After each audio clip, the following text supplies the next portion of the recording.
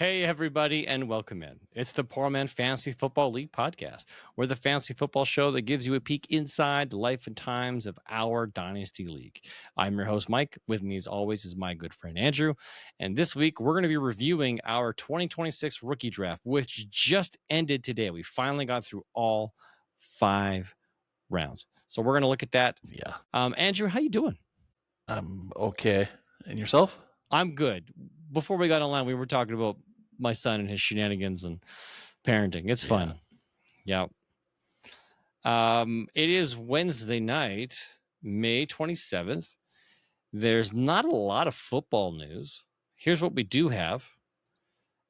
Quarterback Matthew Stafford signs a 1-year extension worth $55 million. Good for him. He's going to be back for at least this year and next. Nico Collins restructures a deal and gets an adjustment where it guarantees his salary for the next 2 years. Good for him.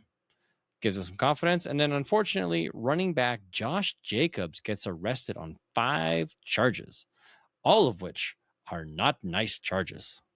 Well, and ICE has him in our league. Just what ICE needs to start the season is... Yes.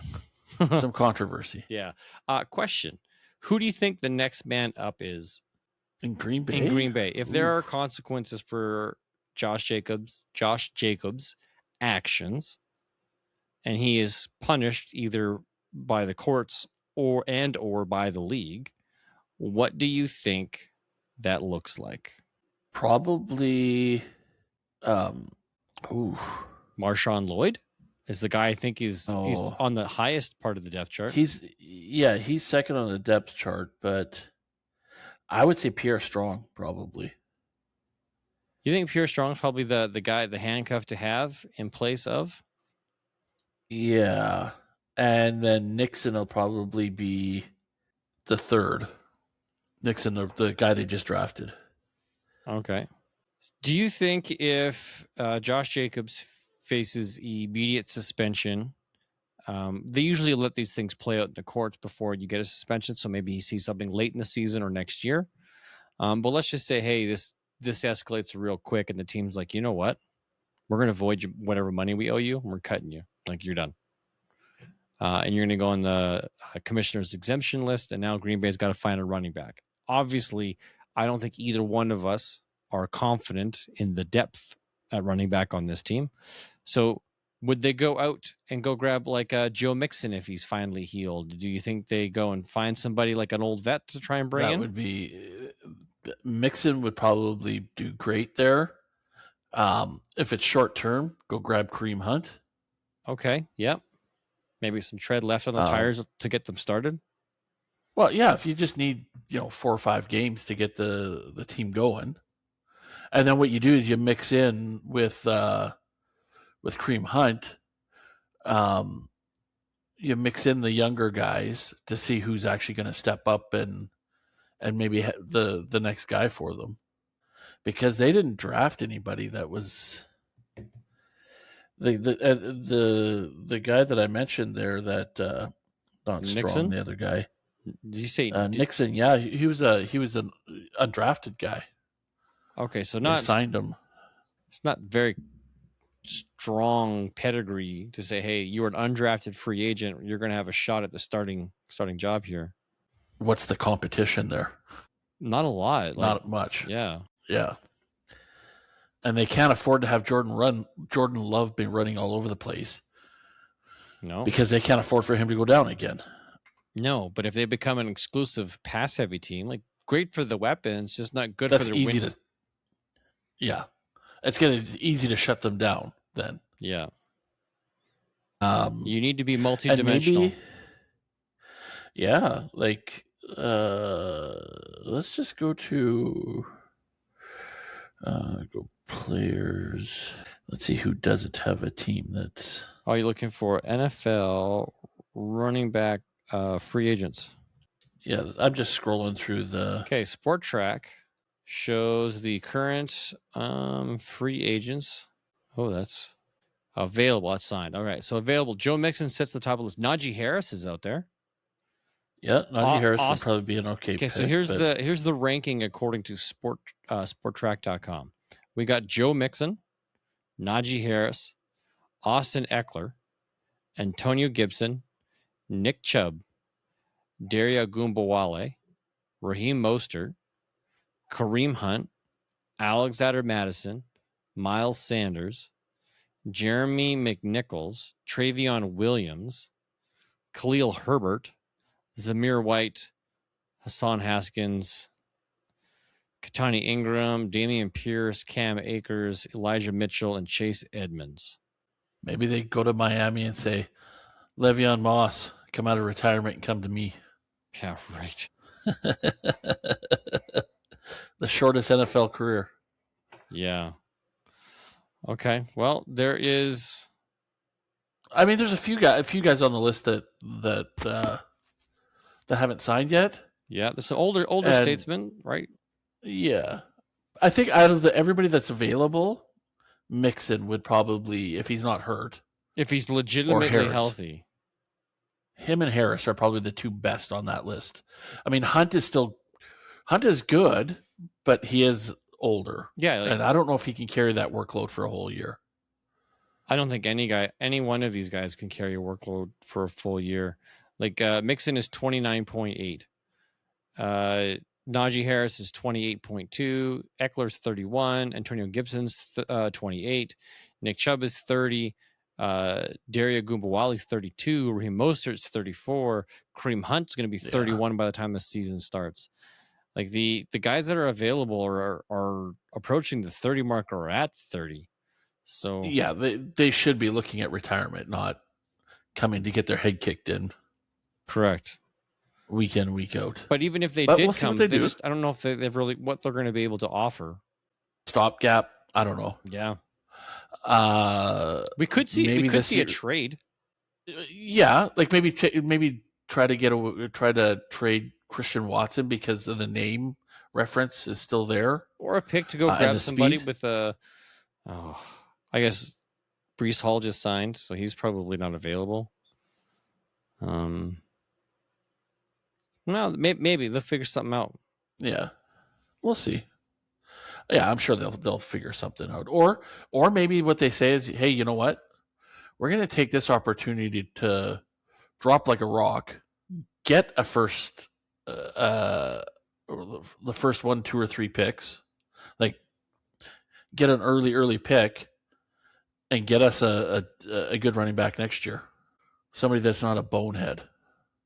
Like, I don't even know what he got arrested for, but you don't know. Said it wasn't good, so no. Yeah. So he. Oh, you don't know? Oh, you don't know? Okay, so he assaulted a woman. Okay, enough said, because the NFL doesn't put up with that shit. No, he'll probably get a year suspension out of that. Give me a second. I'll go back to the actual charges. So it's like assault, strangulation, suffocation, intimidation of a victim, disorderly conduct, and domestic abuse. Yeah, criminal and criminal damages to a property or domestic. Yeah, so he's got. And what? And how old is he? He's 27. His career's done, probably. At this point, yeah, if he's found guilty, because he's going to sit at least a year if he doesn't go to jail. Yeah, if this is real serious, I imagine this gets addressed right away, so that he could be missing the entire season. Yeah, just because the NFL will not go into game 1 of the regular season with somebody up on charges for spousal abuse.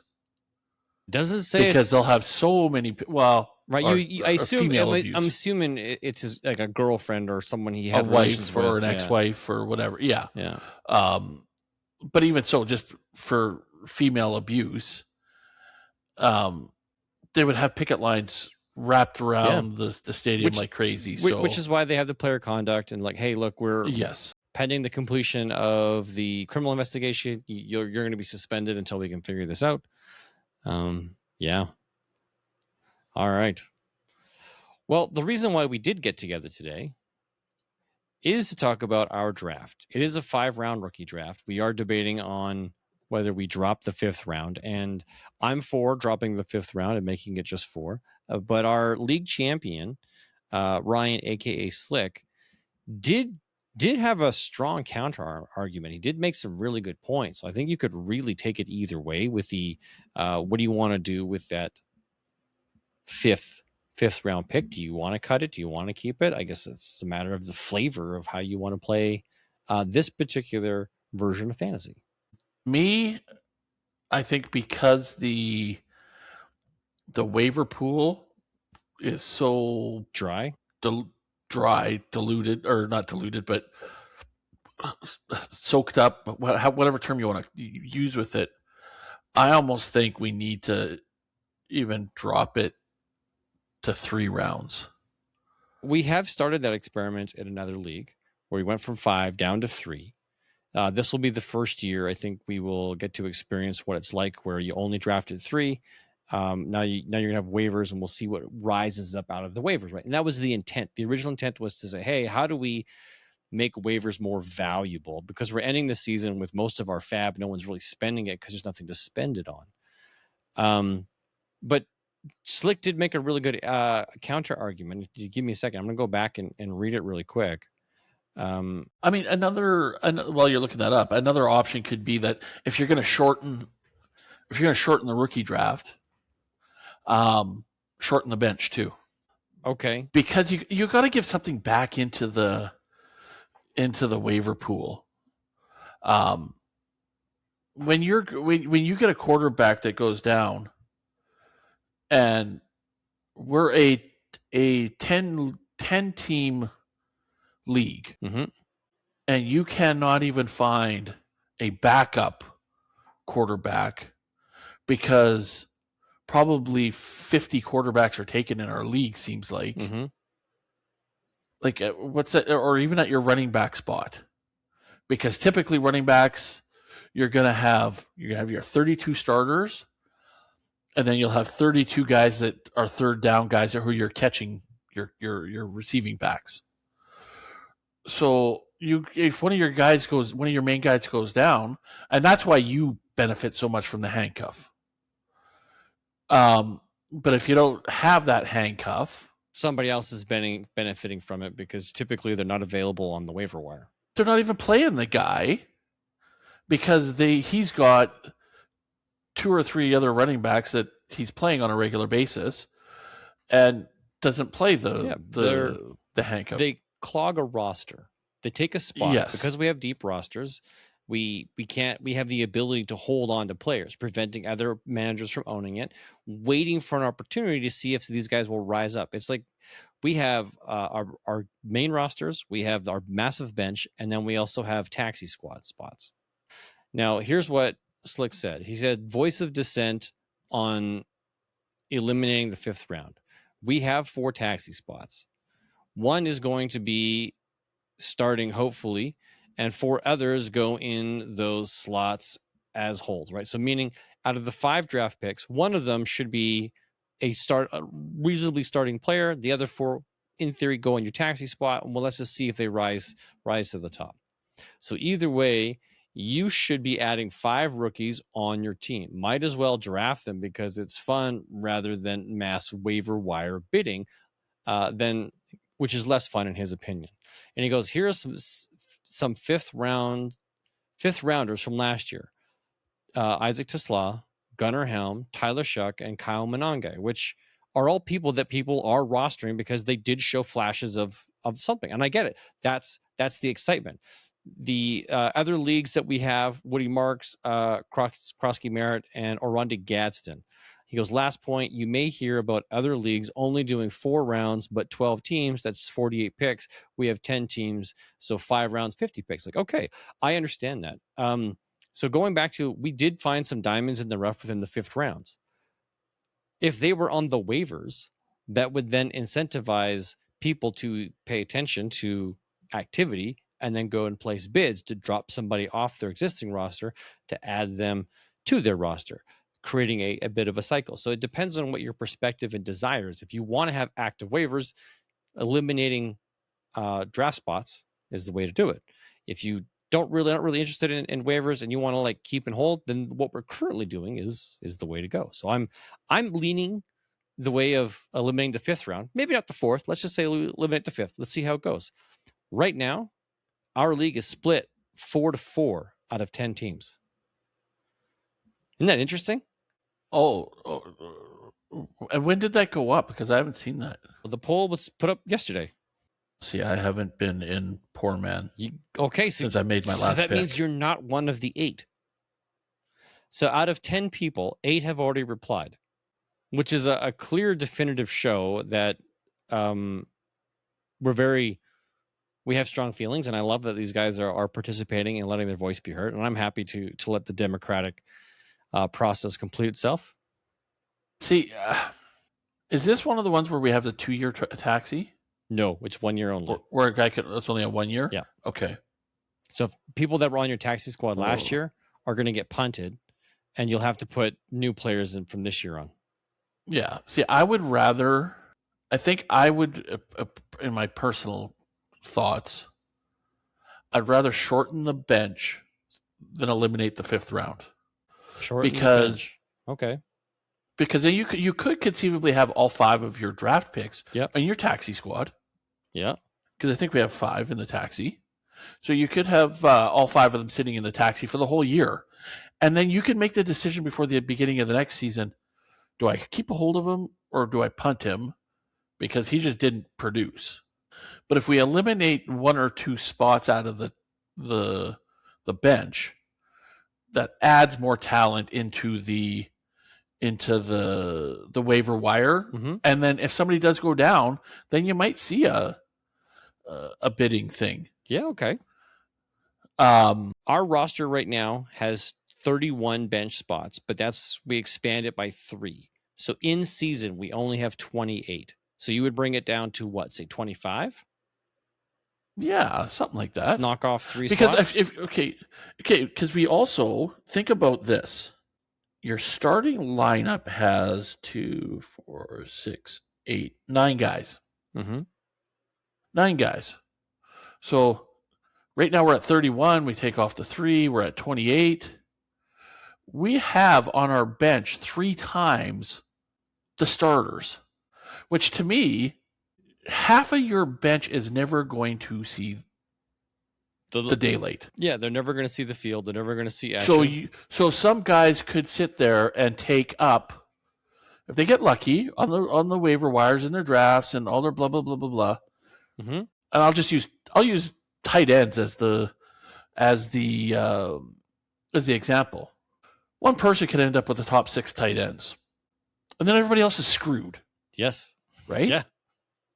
And then that person could have flex options. But how is that fun? Right?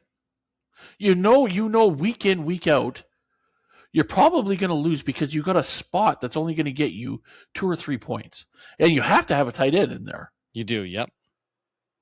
So week in, week out, you're probably losing because you got a starting spot that's getting you next to nothing. I just think it's... Okay. There's one, it's possible. You'd have to draft very well, and you'd have to target tight ends. It's not very likely. Frequently, which is something that I do. Yeah. So so go to quarterbacks then. Again, it would be the same thing, right? Yeah.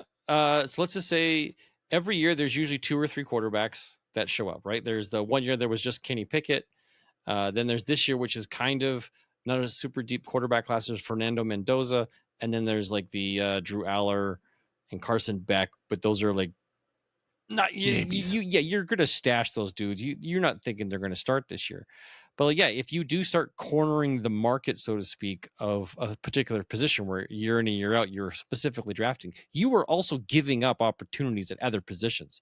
So if you're targeting just tight ends or targeting just quarterbacks, you're giving up on running backs and wide receivers. So you're just not building a healthy team construction, right? So there's a trade-off that players are going to make. So if you build just a tight end team to deny your league mates of tight ends, well, you're going to suffer to the positions, and it's going to show. Yeah, I suppose so. It just seems that it's from a guy who I look at my team 2 years ago where I didn't have any luck. Kelsey went down, Mahomes went down. What's his face from Miami, wide receiver number 10, Tyreek Hill. Tyreek Hill went like 3 of my top guys all got hurt right at the same time. So Yep. I'm trying to scour the waiver wire, and it's just trash. Yeah, there's nothing there to back up. You have to hope you have something on your bench that you can pivot to.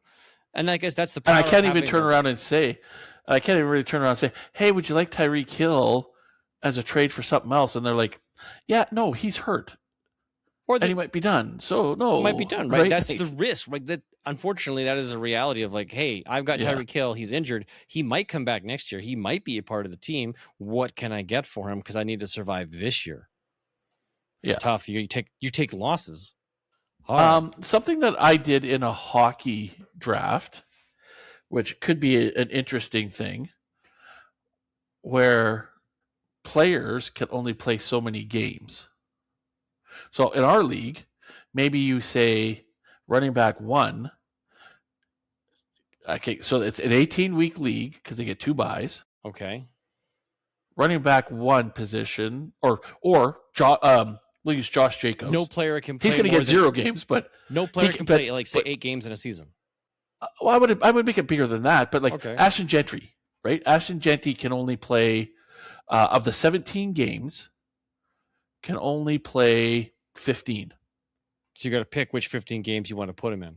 So now you got to pay attention to the matchups as to which games you think he's going to ball out on, and games where he's going to have a really tough time against, say, like a Denver who's got a pretty good run defense. Mm-hmm. Maybe I put him on the bench that week and put somebody else up. I'd play all of my players most of the season, wait for injuries to occur because those would count as games I would choose not to play them, and then sandbag those to the end of the season, and then put my players back in if they were healthy towards playoffs and championships. Right? And then you'd have but owning the handcuffs would be really important then, because like, you know what, instead of playing Ashton Gentry, I'll play his backup that week. Yes. Yeah. So it's just a concept. Things to make something interesting, different options to have, right? Okay. I do like that. That presents a neat challenge for you as a league manager, saying, hey, I can only play these guys so many games in a year. So Patrick Mahomes can't start my entire season. I gotta bench him for at least 2 games this year and put a backup in, which is okay if you're in a onesie position like that in a quarterback, because I might have like 2 or 3 quarterbacks that I can use. Exactly. Be okay. Yeah. But in a position where you're like, hey, wide receiver, I've got to play 2 starting wide receivers, and then I've got 3 flex spots, which I can put running backs or tight ends into. But I got to manage that. And if the format would say, okay, you played this guy, and it shows a little ticker, little score, and it's like, there's only so many games left, and that number keeps decreasing every time they start. And you say you're in spot number 7, trying to make the bubble of the top 6, and your top running back just hit 0. Oh, because you tried to ride him out to get into the top 6. And now he's hit 0. Or you're in number 6 spot, and you've waited, and you're running back. You've banked on your running back keeping you in there, or getting you up to 5 or 4, and he didn't. And now he's hit 0. Oh, and now you're panicking. But on the flip side, you could be like, hey, I just made the playoffs. I've benched all of my guys, so I've got them for a fantasy run, and now I can play my starters and see where I go. Oh, like the strategies involved. I like it. Like yes, but the number of games that they could play could factor into the playoffs too. Yeah, right. So you got 3 rounds of playoffs. If you only allow 11 games, the guy can only play. Like, you need him for the playoffs. You're only going to have him play 8 games in the regular season. You could be a championship so much strategy, with a bunch of zeros and having to play a bunch of duds. Oh man. Just because you fought so hard, and kudos to you for fighting as hard as you can, but still, okay. Just little wrinkles like that I think would be fun. Okay, I want to throw one at you as well. Then this is something that I've been thinking about. I'm not sure if it really works here, but to help the losing team climb out of the last place spot, they get to institute a 1-year rule of some kind that could potentially benefit them to help shuffle the power structure. And I'll give you an example. I'm going to institute kick return yards. So any player that does kick return yards, whether it's kick return or punt return, I get to count those points. Everybody gets to count those points. It's not just exclusive to me, but everybody. So if you got like that Chimeri DK, so yeah, sure, he got like 500 yards receiving, but he had like 1,500 yards kick returning. Okay, cool. Now that's a playable player that most people would not have had, but maybe you do, right? You could institute a weird rule like that to help you climb out of the basement, and you could get kind of wild. Well, you could have said, hey, you know what, guys, this year we're going to put game restrictions on players. As the last place team, my rule this year is that players can only play of the potential 15 games, they can only play 12. Right? Like that's something. It's just a neat idea that I've been toying with, because there's other games that I play, like card games or board games, where if you were the last round loser, there's some kind of a perk or benefit to help elevate you to become, and that way it changes the whole power structure. Or another one that just came to my thought was, at the end of the year, you can protect one guy at every position. Okay. Number 8 forces a trade with number 1 for say 4 players. Number so last 2 and 7. 2 and 7 get to trade one less player. So it's just kind of. Are we playing like that card game president rules? Whereas like the president and the scrub or the a-hole, like, hey, you got to give me your 2 best players, and I give you my 2 worst. But you extend it, but you extend it, or you expand it all the way to, in our league, because it's 10 teams, it would be like 5, 6, trade 1. And then the middle teams trade nothing because they're neutral. Or something like that, yeah. So this way, what it does is the guy at the bottom potentially takes 2 half-decent players, and the guy at the top gets, if his roster is just chalked, like that one year that Metal had a stacked team, the next year he automatically loses 2 or 3 guys. But he needs to get something. It can't be just like, hey, look, I'm going to give you Troy Franklin for Drake London, or I'm going to give you Chase Edmonds, or maybe for Christian maybe McCaffrey. you have to give up draft picks for his players. You give draft picks number 1, round 1, 2, and 3 for his guys. Something. Just we have to come up with a scoring metric to say, hey, this is what these players are worth. If you're going to give it, you have to give something of, like, I understand, like, you're taking away from the haves and giving it to the have-nots to try and rebalance things out. I don't know. Interesting. Like fun ideas. Okay. Now, the reason why we're here is to actually review our draft. Let's jump into this. Here's what I propose. I want to walk through the first 2 rounds 1 and 2, talk about the selections and who picked them, and then just talk about, from there, we just say, hey, what everybody did with their picks beyond that, right? Because beyond rounds 1 and 2, I'm not sure it's really relevant. What do you think? No, that's fine. Okay. So speed running through the first 2 rounds. Pick 1, Jeremiah Love. Then wide receiver Carnell Tate. Oh, who is this kid? Jordan Tyson at 3. Mekhi Lemon at 4. Jadarian Price at 5. KC Conception at 6. And those are essentially the known 6. And it's generally in this order. From all of the other drafts that I've done, these are the first 6 selections. Now, at pick 7 and beyond, this is where things get wild. No 2 leagues have been even remotely close. So in our league, at pick 7 went Chris Bell, wide receiver for Miami. Then we had Omar Cooper at 108, wide receiver for the Jets. Then we had Kenyon Sadiq, tight end for the Jets. Eli Stowers, tight end for the Philadelphia Eagles. Beginning of round 2, we've got Jonah Coleman, running back for the Denver Broncos, which I thought was a really interesting selection this high. Then we have Denzel Boston, wide receiver, at pick 2. Pick 203, we have Antonio Williams, wide receiver for the Commanders. Then we've got Dejon Stribling, wide receiver for the 49ers. 205 is Fernando Mendoza. Pick 206 is Nicholas Singleton, another running back. Then we had Zachariah Branch, wide receiver for the Falcons. Then we've got Emmett Johnson, Running back for the Kansas City Chiefs at 208, Skylar Bell. Pick for the wide receiver for Buffalo at 209. And the last pick of the second round was Jeremy Bernard, wide receiver for Pittsburgh. Everybody that's in the second round mm-hmm. in leagues have gone from the second round to the fifth round. Like, they've been all over the place with where they landed. Oh, yeah. Where these guys have gone, to me, the second and third rounds are essentially just one big round. They're just merged together because these dudes in the second and third rounds, like Chris Brazzell, for example, went 310. I selected Chris Brazzell in another draft at the, let's see, I got him at 307. Where else did I get him at? 306. I thought I got him higher, almost in the second round. I guess not. Okay, so there's just an interesting depth position of where these guys are going. Now, what I think is more interesting for me in seeing this is who took what.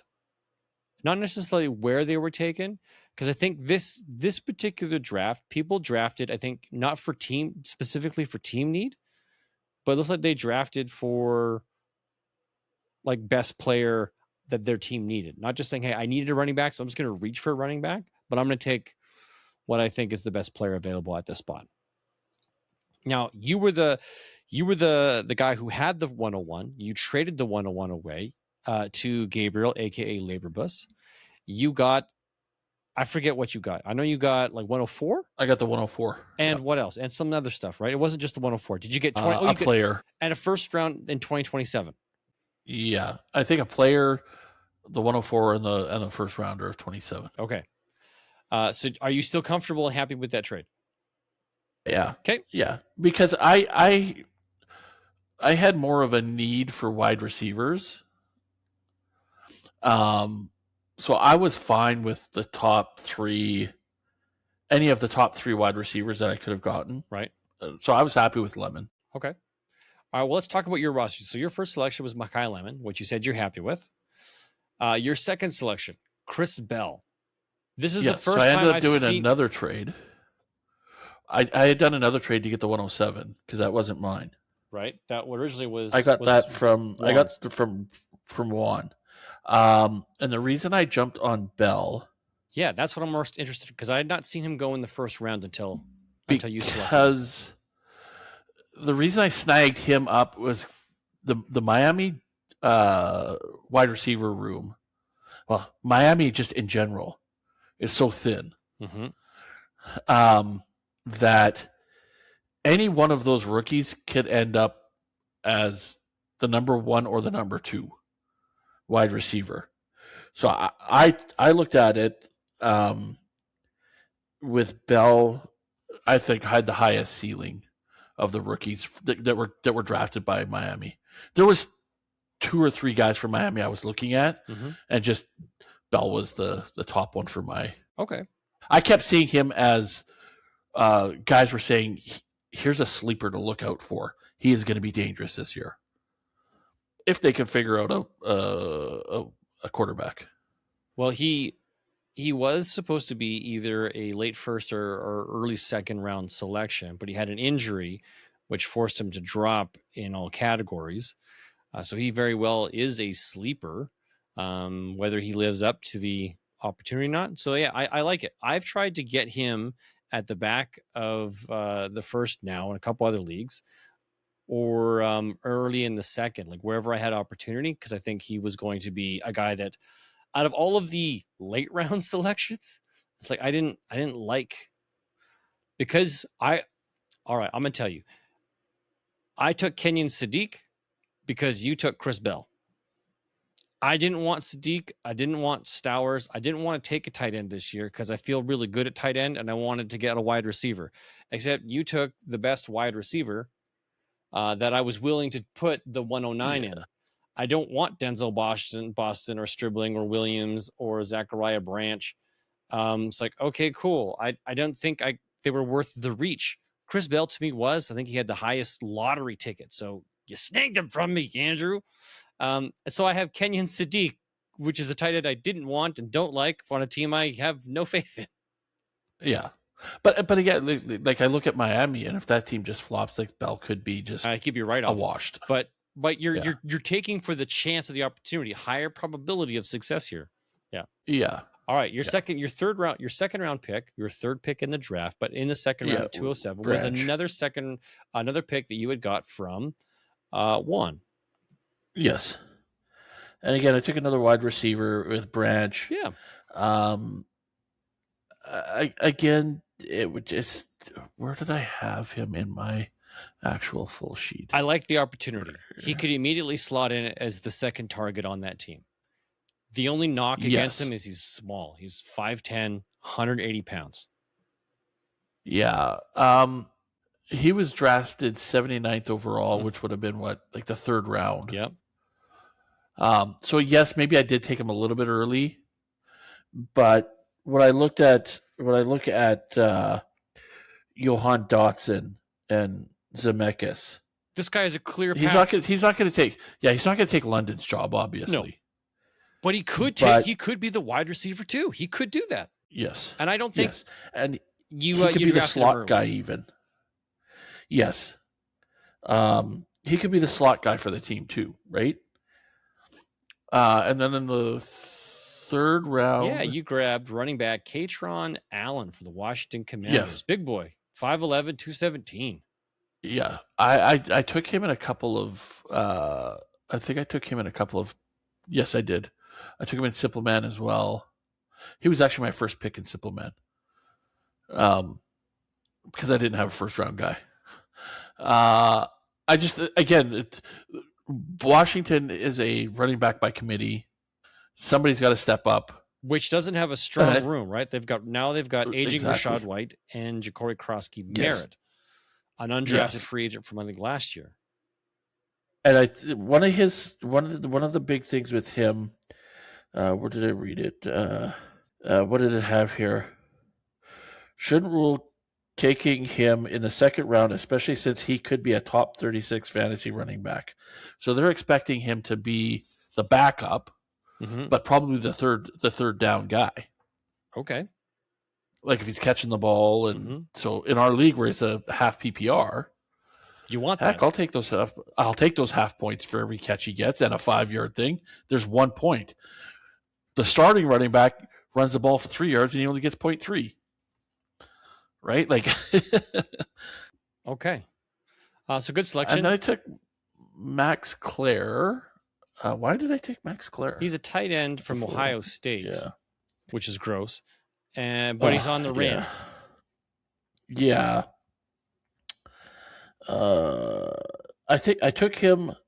Okay, the reason I took him was because I have some tight ends, so I wasn't hurting. But it was more of he's a development guy. He might be like a Kelsey, where the first 3 years you don't know who he is, and then he takes off. He was drafted in the second round, so he has high draft capital. Yes, but he's primarily a blocking tight end. He's not a pass catching tight end. Yeah, but if they can develop him over the next few years to see what happens, to see what happens with again, like I wasn't hurting at overly hurting at tight end. When I look at my team, like I still got Schultz, Otten, right? So I think I'll be okay there. And then my last pick was Carson Beck. Quarterback for the Arizona Cardinals. Yes. Just as again, maybe he doesn't see the field this year, and that's okay because I'm not desperate for a quarterback, but yeah, you're taking it's a 5th round pick. You're taking a real dart throw on somebody who could be something. Yeah, next year he could be the guy in Arizona. Yeah. Especially if Jacoby Brissett continues his holdout. Yes. Well, he could be the number one guy this year if Brissett continues to be the holdup. Yeah. Because I don't see Wentz. Either Wentz or McCarthy is going to be both of them are going to be the backup to Kyler Murray. Yeah. So I'm banking on Mahomes being ready for week 1. Okay. Fair enough. All right, so the second man in our draft was Chervin at the 102. So Chervin's coming in. Wait a second. How is Chervin the 102 and you were the 101? Oh, because his max points 4? What? Yes, because he finished in 10th, but he had more max points 4 than I okay. did. All right. So you got the pick, but he got all right. So here's what Chervin did. Chervin came into this draft with 6 selections. He's got 2 fourth rounders. And I actually like some of his late round selections. So let's talk about it. So pick 102, he takes Carnell Tate, which is obviously the clear cut number 2. No change has happened outside of a Superflex league at the 102. It goes Jeremiah Love, Carnell Tate. So he's got Carnell Tate, essentially the number 1 wide receiver projected in this draft. Second round, he takes Denzel Boston, the wide receiver out of Cleveland, who's competing with Casey Conception for that starting job. Okay. Again, it's another one with a high ceiling because you're not sure what the quarterback situation is going to be like in Cleveland. It's a high risk, Deshaun high Watson, reward. Shadur Sanders. Not only that, he might just flame out on his own with the lack of other opportunities there and not manifest into a reliable receiver. He could be great and just have a crappy quarterback, but he could be crappy with a crappy quarterback. His next pick, I think, is his best. You like this guy? Malachi Fields, wide receiver for the New York Giants. He's going to be the number 2 guy for the Giants, I think.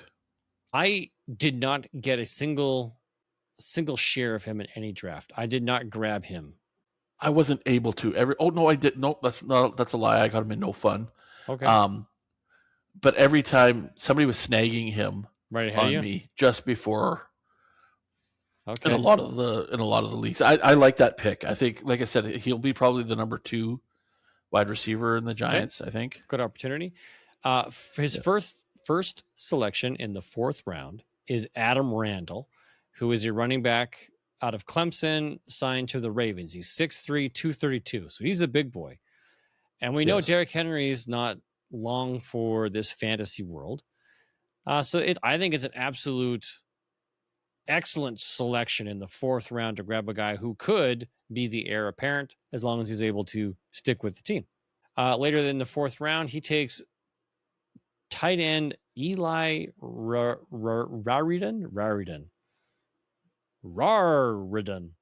for the New England Patriots. Yeah, see that one. Another blocking tight end. But I also don't think like New England. Right now, New England isn't screaming tight end factory for me. Not right now, no. But he's currently listed as the tight end 2 on the depth chart behind Hunter Henry. So hopefully this kid's like if Henry stays healthy, yeah. And then his last guy there was Brennan Thompson, Mississippi State, 5'9", 170 pounds. He's just a little guy. But he's got a ton of speed. He must, right? I'm assuming a special teams kind of guy. Right, kick return. What do they have for him here? Not on team there. Summary. What was the comment on him? Downfield quite a bit. He's a deep threat. Lots of adjusted NFL rookie season. Speed defender makes him a perfect fit for a pass-heavy system led by a strong arm quarterback. Yeah, he could be the wide receiver 3 with upside. Oh. So it says here, dynasty managers are strongly encouraged to take a flyer on Thompson in the late 2nd or early 3rd round. And here he's getting him in the 5th. Yeah. Okay. Yep. I mean, good for him. Yeah, it very well could be a great selection here. Like, time will tell. All right. The 3rd manager in our draft being Josh, a.k.a. the multi-beast, picking from the 103 spot. He selected Jordan Tyson in round 1. He had 2 first-round selections where he selected Jonah Coleman, running back for the Denver Broncos, which I thought was a really high grab for this guy. I don't know a lot about him, but if you've got RJ Harvey, J.K. Dobbins on the roster, does Jonah Coleman really Coleman is likely to open the season as the running back 3 in the Broncos' backfield behind R.J. Harvey and J.K. Dobbins. Though he could hold an immediate short yardage role, he'll remain a rookie to monitor heading into OTAs and training camp. So to me, this is a real high draft capital selection for Josh. 201 for a running back that I don't think anybody was really targeting. At least could he be looking at him as like a Kareem Hunt where just flop over for the TDs and get the 6 points? Maybe if he can get 2 a game, right? There's 12 points. I haven't looked at flex guy. I haven't looked at Josh's team. He could be grabbing the handcuff. You could have RJ Harvey or J.K. Dobbins. That might be a reality to explain his selection here. But interesting nonetheless. He did select Fernando Mendoza at the 205, rounding out his second-round picks. Then he took wide receiver Ted Hurst for Tampa Bay. I do like that. I did grab quite a few shares of Ted Hurst because he did fall to me in several leagues. So I grabbed him. He grabbed a tight end. He does have RJ Harvey. Okay, so then there you go. That explains why you want to grab that guy because now you're increasing your chances of having the dude. Yeah. All right. He took Oscar Delp, tight end for New Orleans, as the new rookie because they do have Juwan Johnson and Noah Fant. So hopefully Oscar Delp can rise up in a year or two. And then in the last round, he took Dion Burke, which is a guy I've also been taking in the 5th round. He's a smaller guy, 5'9", 180, but is a kick return specialist. So this is a guy who's going to get those jet sweeps or punt return kick returns because he's got crazy speed. So kind of exciting. All right, moving on to pick 4 with Gabriel, a.k.a. Laborbus. Now, he had Jeremiah Love, which is a super easy selection. No questions asked there. He takes Dejon Stribling in the 2nd round at 204, wide receiver for San Francisco. This was a questionable pick at the NFL draft that San Francisco got criticized for. They took him essentially as the first selection of the 2nd round, and most teams had projected that he was going to be a 3rd to 4th round selection, so They got their dude really high. Hopefully it's not a flop. Yeah. Then he's got wide receiver for Baltimore, this Jacoby Lane. I steered clear of this kid everywhere, not because of him, but because of the situation in a team that doesn't pass a lot. And when they do, they don't pass to new guys. Yeah. So if you've got mouths to feed already in Zay Flowers, Rashad Bateman, this kid might not be worth something year 1. This is a definite stash and hold. Yeah. All right. Round 4, he took Seth McGowan as the running back, possible backup for Jonathan Taylor over at Indianapolis. And then in the 5th round, he took Drew Aller, quarterback for the Pittsburgh Steelers. I think Gabriel was looking at his team, and he was happy with his main roster. And I think what he was taking was guys that have potential. Just adding depth that could rise up. Yes. Okay. Yeah. If somebody gets hurt, I got a guy that can throw him in, right? Like McGowan. The only reason he's going to see the field is if Taylor gets injured, right? And if he wins the backup job. Yeah. Drew Aller, only going to see the field if Aaron Rodgers goes on another sweatshop. Or if he tears his other Achilles or injures himself or throws a tantrum because he's unhappy about something. Yeah. Yeah. But it's like the players that he have look like they have a lot of potential if the situation works out for them. Right. All right. Then we've got Donnie here at pick 105. Donnie went running back heavy in this draft. He took Ja'Jarian Price, the running back for Seattle, in the 1st round. Okay, cool. I do like that pick. He took Antonio Williams, a wide receiver. I do like the situation going into Washington. That's 203.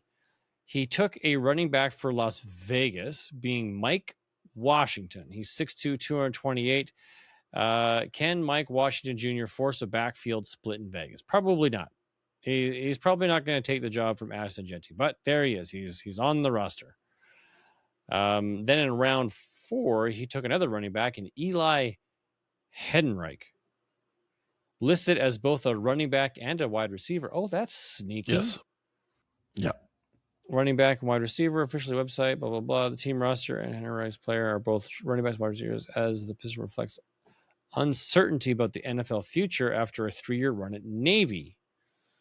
Okay, well, there he goes. He's now in a somewhat crowded back room with Caleb Johnson, Jalen Warren, and Rico Dowdle. Let's see what happens there. And then his last selection is a running back that I've targeted in a few places as well, in tight end, Justin Jolly for the Denver Broncos. If this is a team that's going to make some changes long term, moving on from Evan Ingram and whoever else they got on the roster, this might be a guy worth holding on to. Yeah. All right, 106. We got Bryce. Bryce drafts the 106. He takes Casey Conception. In the second round, he takes Nicholas Singleton, which was a guy I was hoping to grab in a few places. Only was able to get one share of him because he's in a situation where he could replace Tony Pollard or Tajay Spears either by the end of this year or going into next year. So that's why I wanted a share of him. Is hey, there's a chance that he could earn the job. Yes. Yeah. And then he took, in the third round, he took another Baltimore wide receiver in the name of Elijah Surratt, 6'2", 210 out of Indiana. Oh man, like that's tough. Like on a team that doesn't like to throw very much, with a lot of other mouths that are trying to like find a home. This is a real shallow lottery ticket. And then to end out his fifth round, because he had no fourth round selection, he took tight end Michael Trigg for the Dallas Cowboys. What do we know about this guy? He has an uphill battle to make the 53-man roster. Yeah. Oh, okay. I think in the fifth round, he was just like, okay, who's the next on the list? All right, there we go. All right, let's move to the 107. This would be Juan, a.k.a. 1-2 Tree. He only had 2 selections in this whole draft. A third-round pick where he took quarterback Ty Simpson, whose stock just dropped after Matthew Stafford signed a second-year extension for $55 million. Yeah. And then running back, is it Jam Miller? Miller for the New England Patriots. Running back out of Alabama. That's a team that also has a lot. Trevion Henderson, Ramondre Stevenson, and now Jam Miller trying to make the roster spot. Good for him. Yeah. Okay. All right. Although he was trying to make a bunch of trades. He was. I think a lot of us were trying to let's trade out of this garbagey thing. But now I've come around. I've landed on some dudes that I'm really excited for in the fifth round to see what happens. But then I'm ready to dump them too at the same time. All right, Marvin. Marvin historically has had really good luck in the draft. So here's what he selected, and I don't like any of them. Really, I don't. I didn't want any of these guys. I don't have shares of any of these guys. I wanted nothing to do with it. He drafted Omar Cooper, wide receiver for the New York Jets. Why? I don't know, because that was the next man in the queue. But to me, I'm like, I don't want guys from the Jets, which is saying something because I did take Kenyon Sadiq for the Jets. But I'm thinking maybe this will work out. The only way for me I think it does work out is they get a quarterback who can throw to more than one person. And with all of the mouths, quote unquote, to feed there, and only Geno Smith to do it, I don't think it looks good. Second round, running back Emmett Johnson. Okay, you are the resident KC fan. Where does this guy fit in after they go and paid all that money to Kenneth Walker? He's going to be the backup to Walker. And I think Walker has had some injuries in the past. Sure, yeah. So you have to factor that in. So is it a guy where he's going to stash him on the taxi for this year, let Walker play the year out, and then Johnson come in and take the role next year? I would wait. Okay, the nice thing about the taxi squad is we don't have to lock those guys in until week 1. So exactly. If you go into the preseason, see how camp goes, and if this guy legitimately locks himself in as the backup to Kenneth Walker, I wouldn't put him on my taxi squad. I would leave him. I would give him a regular bench spot, because if Kenneth Walker does go down, I don't want to pull him off my taxi squad. I want to have him available to plug and play if I need him. Yeah. All right. I don't know the week 1 I'd take him off the taxi. I think maybe I would see how week 1 or week 2 goes. Can't, because once you put him on the taxi squad, if you take him off, you can't put him back on. No, true. But true. if you put him onto your if you put him onto your bench, then you can fill your taxi squad spot with somebody else. Well, yeah, you could take somebody else off the taxi or drop him and then put him back. Correct, right? That's Then you're right, maximizing your roster. Yeah. No, that's a good point. Yep. All right. Then he takes, who is this? Demond Claiborne, wide receiver out of Wake Forest. Little guy, 5'10", 188 for the Minnesota Vikings. Now, granted, this maybe isn't a terrible selection because they have Justin Jefferson, Juwan Jennings, Jordan Addison, and a hodgepodge of other guys. Okay. He's a bench clogger to me right now. I'm not super high that this guy can rise, but hey, maybe Marvin's history should tell us something. Donnie, if you're listening to this, can we schedule the Poor Man Fantasy Football League draft a week ahead of all the other drafts? That way we can at least get a feel using this as our template for all the other leagues that we're going to go and draft in. Okay. And then we can model and say, well, hey, how did Marvin draft? And then see if we can siphon off some of his success. Well, if he ends up in first place again, then yes. Or yeah, if some of these guys actually hit too, right? That's the second thing. This is his fourth round selection I like and think was pretty valuable that he got him here in the fourth round is Kevin Coleman, wide receiver for the Miami Dolphins. And I like him because it costs you nothing. A fourth round, sometimes he makes it fifth with potential upside because maybe he's the guy that gets the job and becomes the main target. But again, he's a little guy, 5'10", 180. And his last selection in the fifth round is another Kansas City Chief in Jeff Caldwell, a 6'5", 215 wide receiver out of Cincinnati. If Rice goes to jail, maybe he'll get a slot or a roster spot.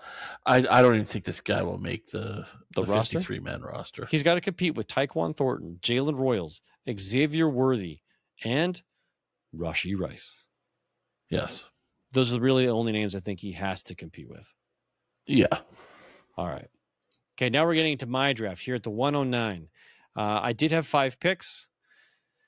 I drafted Kenyon Sadiq round 1. Essentially, I just took the most valuable player based on ADP at this point that wasn't a receiver that I didn't want to touch. I did want Chris Bell, and I didn't think grabbing Antonio Williams or Nick Singleton was going to be worth the reach. And I was hoping that maybe something would land back at me on the second round, which is where I took Skylar Bell. Yeah, I don't dislike that. I think that's an all right pick. This is my only. Buffalo's not a huge throwing team, no, but and they've got DJ Moore. They got another Kevin Coleman. They've got. Do they have a Kevin? He could be the number 3 guy. Yeah, it's like I'm taking a shot here. Like maybe this guy breaks onto the field and he's got Khalil Shakir. All right, so yeah, I'm taking a lottery ticket here. I'm not expecting much. Out of all of the receivers that were left, I didn't want to grab Jeremy Bernard. I grabbed him in another league, so I didn't want to double up. You had already taken Zachariah Branch, who would have been in consideration for me. I would not have thought about Malachi Fields because he's not a guy that usually that wasn't jumping up out of mind. But looking at it now, maybe he could have been a good selection. Either way, I went Skylar Bell. I had no third-round picks. I had 2 fourth-round picks. So I took running back Jamari Taylor for the Jacksonville Jaguars. Now, I realize that there is a battle already going on with Bashal Tutin and Chris Rodriguez. So I took this guy as hey, maybe one of them doesn't stay. And this is a guy for next year or the year after. I'll or hope he could swoop it. He could swoop in and take it from both of them. Mm-hmm. Who knows? Because neither one of those guys screams top 10 running back. No, they don't. We already know Chris Rodriguez is not the dude. We don't know if Bashal Tutin is going to be the dude. We'll find out this year. That'll shake things up. Yes. All right. At 409, I selected CJ Daniels. This is he's a 6'2", 202 pounds. I like that particular size. I think he's got a good speed score. He says CJ Daniels, a developmental stash in dynasty leagues. So this is a guy who might rise to the surface a year from now, kind of like how Puka Nacua did. It's like if they can develop him and he's able to show some flashes that maybe maybe he is something later. I'm not expecting anything out of it, but I've grabbed him in a few leagues in the late round. And then here's my absolute dart throw, because my normal dart throws were already selected ahead of me. So I took this guy named Roman Hemby, who is the deep, deep stash on the running back bench for Las Vegas. So we already talked about Mike Washington, rookie, being drafted by Donnie. I drafted his backup in Roman Hemby. He's 6 foot 210 out of Indiana. So he's a national champion. He's been paired back up with his quarterback, Fernando Mendoza. So maybe, just maybe, there's a bit of chemistry here that earns him an opportunity to stick around with the team. Just maybe. Quite possibly, yep. Yeah. All right. And then the very last, our league champion, Slickburn, he goes Eli Stowers with his first pick at 110, Jeremy Bernard at 210, Chris Brazel, wide receiver for Carolina, which isn't a bad choice. I like this kid. I got him in those couple spots as well, at 310. And then wide receiver for New Orleans, Bryce Lance out of North Dakota State, 6'3", 204. All right. That's there. I had him as my 501. Yeah. I was hoping that he would come back to me. Oh, he sniped you one pick away. Yeah. Okay. All right. So you're aware of this kid. And then the very last pick of our draft is Caleb Douglas, a wide receiver for Miami, 6'4", 205 out of Texas Tech. So 3 rookie wide receivers for Miami were selected in our draft. We're all hopeful that one of them, the ones that we own, will be the guy that hits. That's correct. Yeah. Yeah. And one of them will, but okay, that's very optimistic that one of them will hit. The only people they have to compete with is the 3 of them. Right. They just got to compete with each other. I don't think there's a tight end they got to worry about, and then Devon Achane. And he's going to get his. Wow. If he can survive. Yeah. If he can survive. All right. Well, that brings us to the end of this draft. And it's been fun. We're not overly excited. Like, or at least I wasn't overly excited about what this draft was going to give us on the surface. Now we wait and see what actually sprouts from the seeds that we've planted. We see who grows into somebody that's actually usable.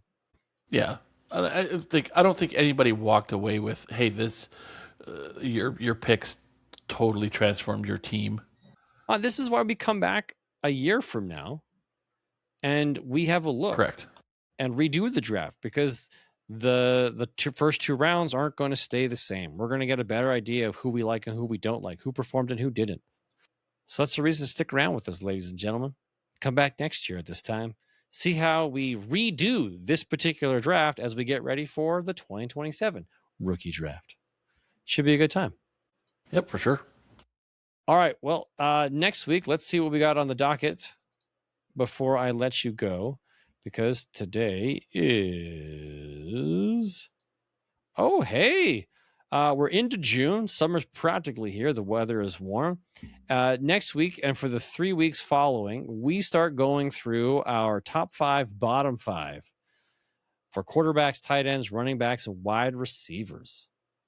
That'll be fun. And then on June 24th, we officially start our divisional breakdown with the AFC South. So you, ladies and gentlemen, will be able to join us for those particular episodes. Give us your hot takes, your opinions as we go into the summer months. Looking forward to the season. So I'll get that posted up into League Chat, and we'll get you guys booked in for the episodes you want to be a part of. Sounds like fun. It should be a good time. All right. Well, thank you again for joining us tonight. Enjoy your evening. Stay warm wherever it is that you're at.